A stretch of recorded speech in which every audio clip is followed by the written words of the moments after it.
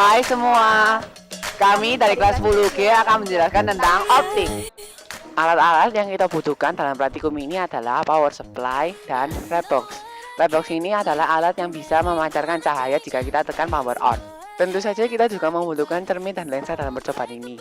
Lensa cekung, lensa cembung, plan paralel, prisma, cermin datar, cermin cekung, dan cermin cembung. Dalam percobaan ini kita menggunakan 3 cahaya, tetapi untuk plan paralel dan prisma kita hanya menggunakan 1 cahaya. Pertama, kami akan mulai dengan cermin datar. Pada cermin datar, sudut datang dan sudut pantul adalah sama besar, dan sifat bayangan pada cermin datar adalah maya, tegak, dan sama besar dengan bendanya. Cermin cekung bersifat konvergen yang artinya mengumpulkan sinar cahaya. Jika benda terletak di antara ruang 2 dan ruang 3, maka bayangan yang terbentuk adalah nyata, terbalik, dan diperkecil. Bila benda terletak di ruang 1, maka bayangan yang terbentuk adalah maya, tegak, dan diperbesar. Cermin cembung. Kebalikan dengan cermin cekung, sifat cermin cembung adalah divergen, artinya menyebarkan cahaya. Sifat bayangan cermin cembung selalu maya, tegak, dan diperkecil.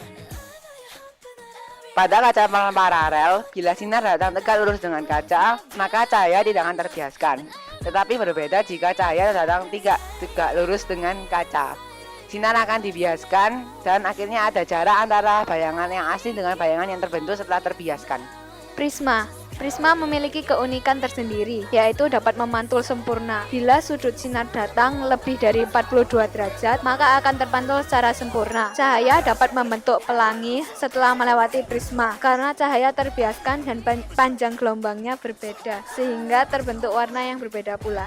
Lensa cekung disebut konkav dan sifat lensa ini adalah divergen, artinya menyebarkan sinar. Lensa cekung sinarnya dibiaskan secara menyebar. Sifat bayangannya selalu maya, tegak, diperkecil, dan selalu di ruang 4 bayangan. Lensa cekung digunakan untuk penderita miopi.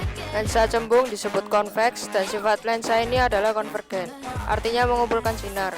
Jika beberapa cahaya melewati lensa cembung, maka akan terbentuk satu titik di mana semua cahaya bergabung menjadi satu.